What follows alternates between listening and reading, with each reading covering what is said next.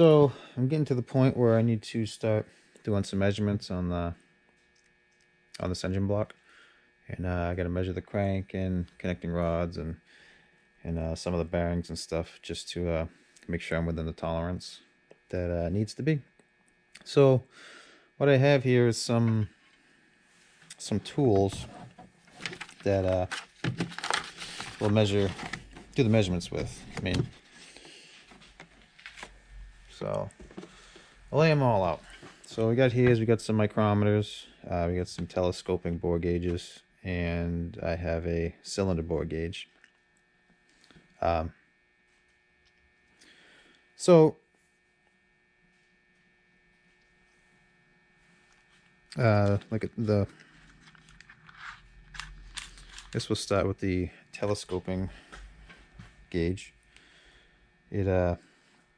So the way these work is they got a little threaded end on them that tightens a thread onto this collapsible section. So what you would do is you would collapse it down, you could tighten it, and then you could put it in there and just loosen it up, and it will expand to the inside of the bore. And you got to make sure it's centered perfectly. It takes some technique to get it in there.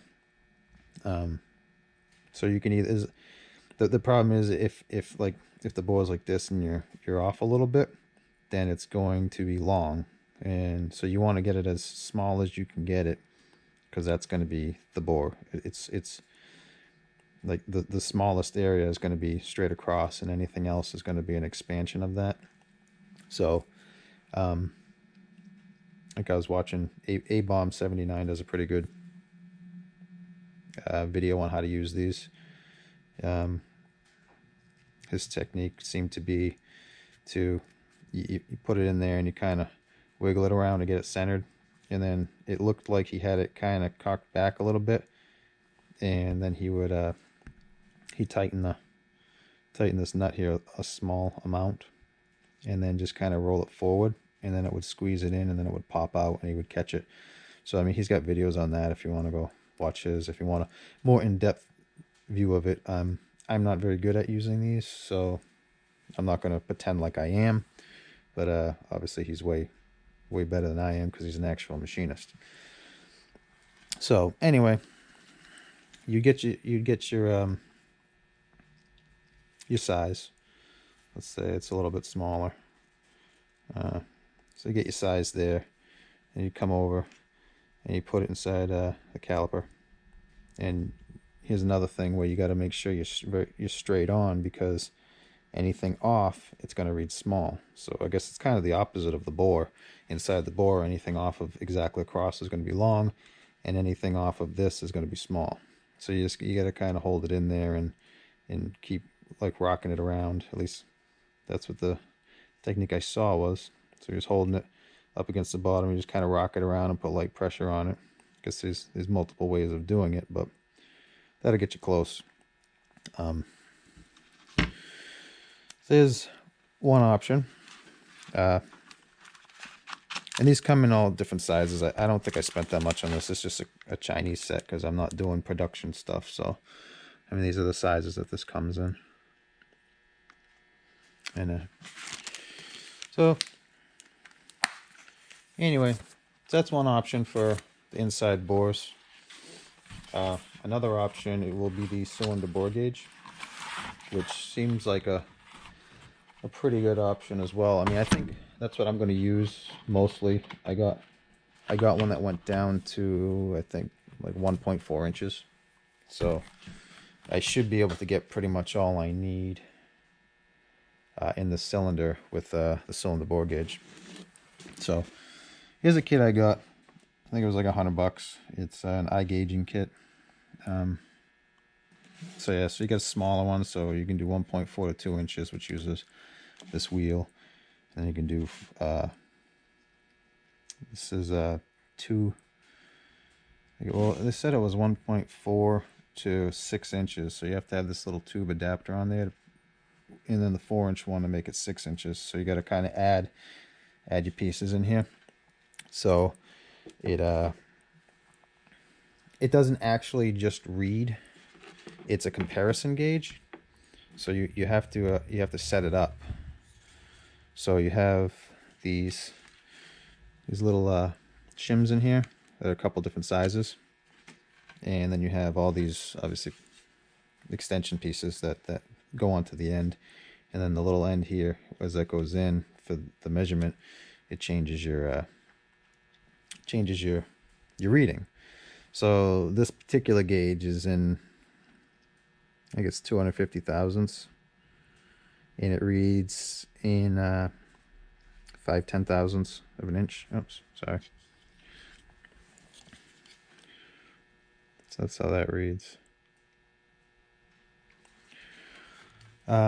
So what I had to do was, the bore on this is 4.165 plus or minus 8 inches, or not 8 inches, but plus or minus 8. It's either 10 thousandths or thousandths. I'm not exactly sure which one it was, but at this point it doesn't make a difference. This is just for educational purposes. So we got a 4-inch 4-inch gauge here. So you want to make sure your ends are clean. There isn't any type of like packing wax or anything on there. So you always want to kind of wipe them off, make sure nothing's on them. And then you check here and there, make sure nothing's on that. So basically what you would do, because I already got this set up for what I'm doing. So you take this and you'd rotate, I believe the thimble it is, and it will click.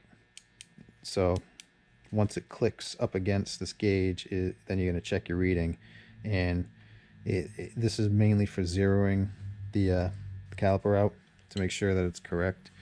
It's got this little hole here. I think you rotate it to adjust it, but I've checked it and it's pretty good. So you put that in there, rotate it one way or the other. But I've already checked it and it's within, I think, the 1/10,000th. So what I did to use this gauge here is I think I had to use the 2-inch with the 5/10 or hundredths. I think it's a hundredth with the 5/100th shim to put it beyond the 5.0165. So, because you're going to want some on the back and the front, so you don't want to be exactly the size, because then you're not going to get a bigger reading, because it's just going to bottom out the gauge. So I set this to, it's already 4.0, because we have the 0 here, and then 1/6 for the 16, or the 16 is the 1/6, and then you look on the vernier scale here, and then you get it so one of these lines is touching one of the numbers here, and that's how you get the 5.165. So I set this, and I'll show more in detail how you use the micrometer. So I set this, and then I came over and just put it in the, it's hard to do the way I'm sitting, but so you come over here and you put this inside your caliper, and you want to keep rocking it around to make sure it's centered. So that's so once the micrometer's set, you're going to stick this gauge inside the micrometer here, which is hard to do like this, and you're going to make sure you kind of rock it around a little bit so you're perfectly straight. And then you're going to rotate the housing on this gauge here, so the face rotates, and it rotates all these numbers, and the little arm kind of stays where it is. So that's how you set this up. Try to hold it.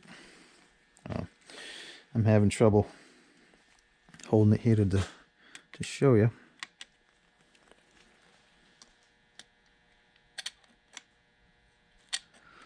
Yeah, man. It's got little balls on the end, so.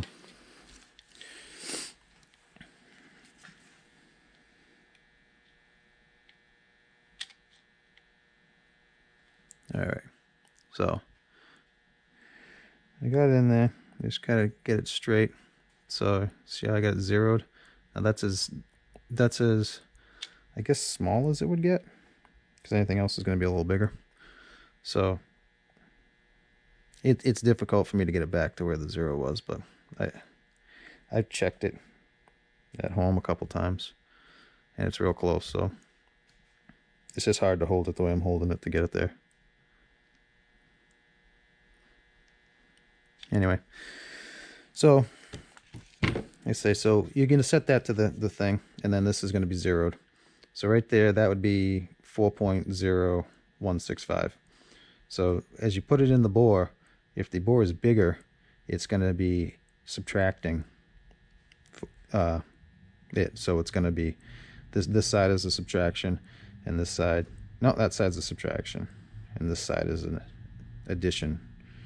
So you're going to add this to the what you have, because right here it's going out. So I'm pushing it in.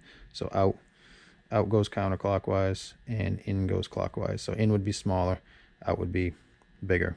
So you take the size, and then you add whatever this is to it, and that gives you the bigger size. And then this you would subtract that number from what you have, and that would give you a smaller size. So this is what I'm going to use to measure the bore, because it seems just a little more specific, and you can see kind of when you rock it where it turns. So pretty much you're going to put it in there, and then you're going to rock it. Let's say we're right there. So as you rock it, it's going to go back and forth like this. It's probably going to obviously get bigger because it's only going to get so small. It's not really going to get smaller. So let's say you're right there. When you're in there and you're rocking it, you can see where it's going to be, and you can see the high point, so you can get the maximum measurement, which is a little better than the telescoping gauge. The only thing that's better about the telescoping gauge is you can do them quickly. You don't have to have all the setup like this. I mean, it took me a little while to figure out the exact pieces to assemble to get it to where I need it to be. I mean, I'm sure if you used it all the time, you'd know a little bit better about it, because I mean, it's the first time I set it up.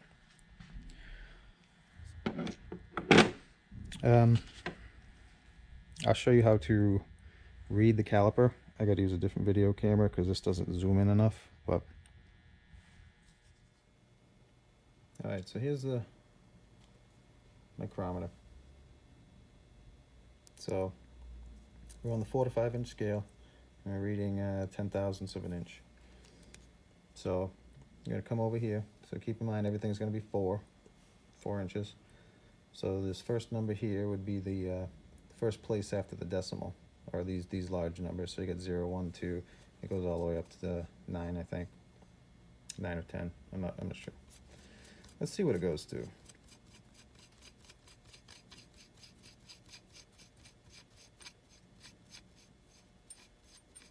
All right, we go to 0, to 10. Okay, so this first number is going to be the first decimal behind, or the first digit behind the decimal. So let's just say 4.1. You'd set it right here to 4.1. Let's say we want to go 5. So we're at the 10 there, would be 5, and we set it to the 0. So the 0 here is at the mark, the line right there. So now let's set the 5. So each one of these marks in between the numbers here are 25. So it all equals 100. So it would be the first one would be 625 thousandths. So it's 0.625 or 0.650 or 0.675, and then 0.7. So the same thing goes with these numbers here. These are the thousandths. So this is 20 thousandths. I mean, that would be 24 thousandths. The 0 is the 25 or the 0.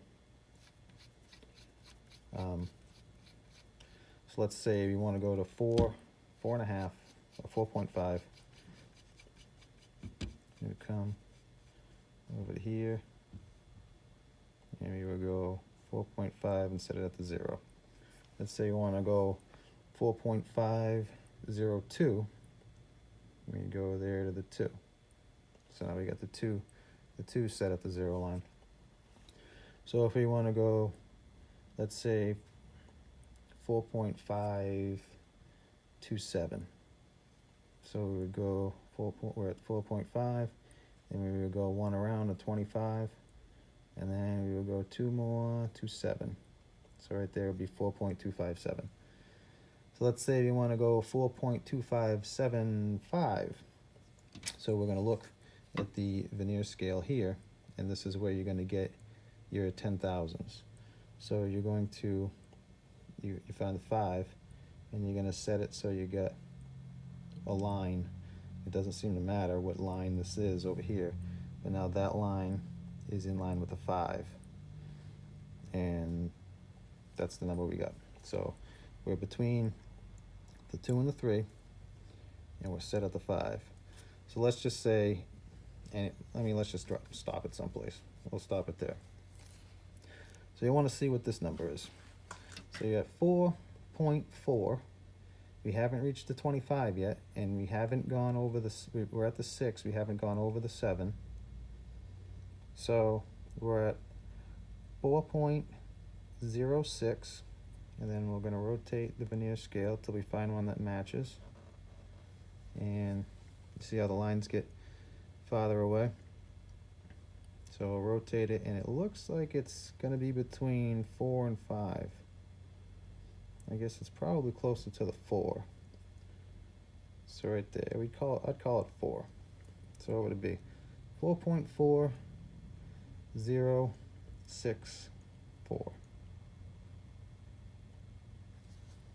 Alright, so that's how you read that. So I want to set this for this caliper, so it's 4.165.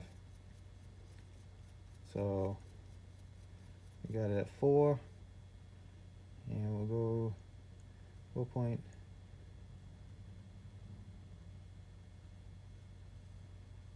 What was it? Let me actually get the measurement before. Oh, it's in my phone that I'm using. All right, let's say it's 4 point. I think it's 4.0. 4.165. I think it. Yeah, I guess that was what it was. All right, so 4.1.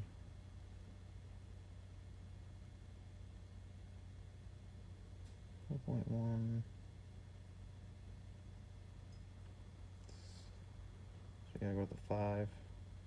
Let me go to this 15. So it's 4.1 and the 5. 4.165. That's 5. So we gotta go to 15. So 4.1. Then you add the 50. So we're going to add the 15 to the 50. So it's 4.1 and then 65. I'm not exactly sure if that's the measurement, but I'm showing you how to get there. I'll have to recheck it because it's in my phone and I'm not exactly sure on what it was. I think it's around there. So anyway, I'll have to check it again. So that's how you read the micrometer, and how you can set it up. So basically, now that I kind of reset it all, it doesn't make a difference right now. So I'll hold this, put that in there, and then we'll come down.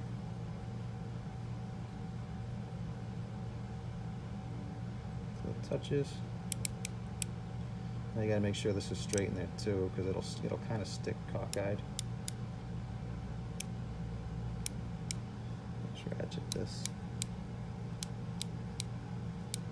See? And that sets your thing. So we're right on. I just kind of rotate a little bit in there because I know it's supposed to be 4. And there we go. So it reads out at 4, like it's supposed to. So that's how you check it, and how you measure with it. Alright, so I'm going to do a little bit of a visual description. So you see this caliper or this micrometer is a 4 to 5 inch scale. So you're pretty much, unless you're at 5, you're always going to start with 4. So 4 is a number to begin with. And we got a decimal point, which is all this stuff here. So we'll come over here. So all these numbers that are written here, like the 0, the 1 that go up to 0 again, or 9 and 0, these are your first digit. So they're going to be right here. And then these on this drum here, they're your thousands. So they're going to be the second two. So if it was like 1 or 2 or 3, you're going to have 0, 3 or 0, 2 or 0, 1, because these are the thousands. So if you got 24, you're going to have a 2 and you're going to have a 2 and a 4 here. And like this right here would be 1, and then we're at the first line there, so that's a 25, plus, let's say, well actually that right there would be like 1, 2, 4. See, the line's showing, but we haven't come around to 0 yet. So this is still 24, even though that line's showing, that still equals a 24. So it's 1, 2, 4. So like if you went to here, now it's 25, and we'll count that first tick as 25. So you always have to make sure that you've come around to the next number before you say that you have that 25 there. So it can be confusing because you look there and you see, well, I see a tick there, but it's actually 24 because we're behind the 0. So let's just set it someplace for just for something to measure. So right here we got a 4 to start with, so we'll start here. So we got a 4, so then we got a 1, so we put a 1 there. There you got 1, 2 lines showing, and we've been beyond the 25, so that you count those 2, so that's 50. So we're going to put the 50 over here. Now we've gone past the 10, so we're going to add that 10 to the 50, so now we're at 60. So we got the 50 plus 10, and that's going to equal 60. Forgive my sloppiness. So that's going to be 6 and a 0, and then we'll come up here and we'll look at the vernier scale for the 10,000s, and we'll just come around until we got one that's lined up, which is the 7. See how the 7's lined up with that line? So that's 4.1607 is how that reads. So the number I need for my engine cylinder bore is 4.0165. So I'm going to spool this all back in, all the way down to 0, because we're in the zeros. So it's 4.0. Now we're going to come around to the 16. 4.016. And we're going to be in the middle somewhere. So we're going to come up here to the vernier scale, and we're going to try to line up the 5. Right there. There. We got 4.0. Oops, I rotated it the wrong way. Doesn't take a lot. 4.016.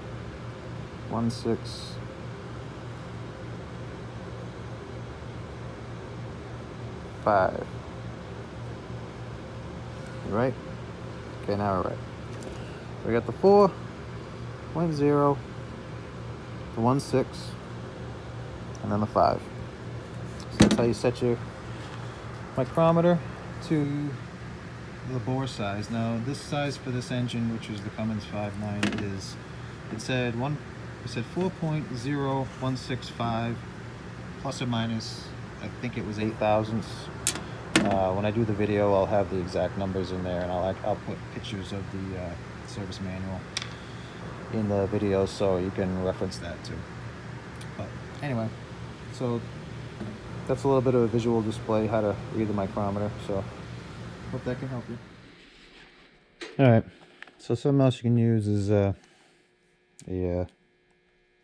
digital caliper.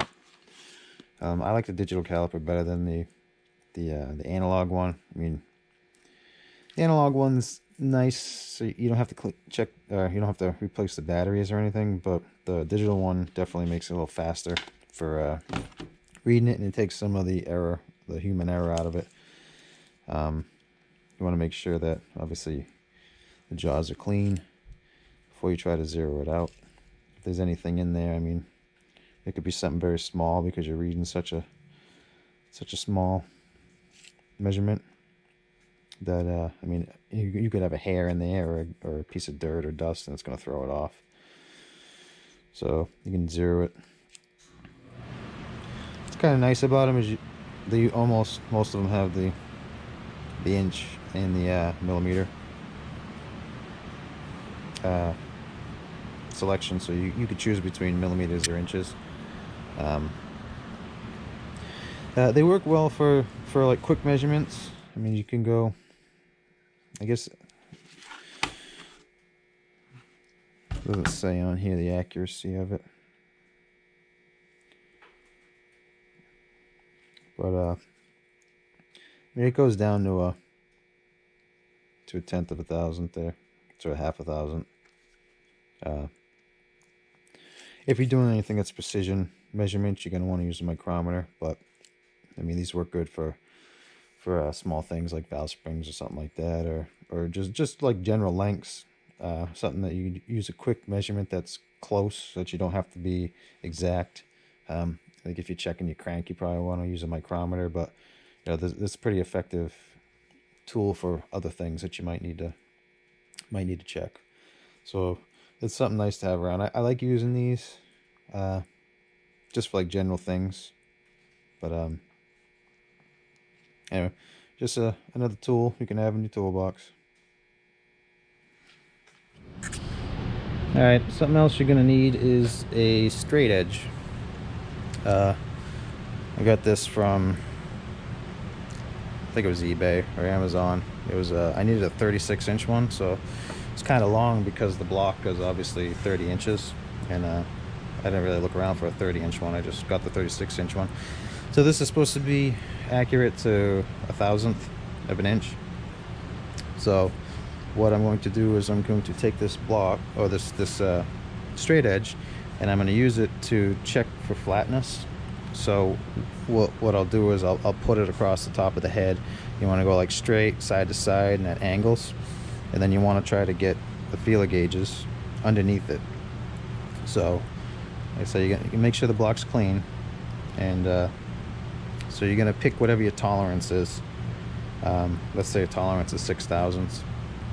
So you're going to put this on top of the block, and then you're just going to try to slip this feeler gauge under it in different areas. You want to go like between the cylinders, pretty much all over. If you can get it under at any point and that's your max tolerance, then you're going to have it planed down or cleaned up so it's perfectly flat, milled flat or something.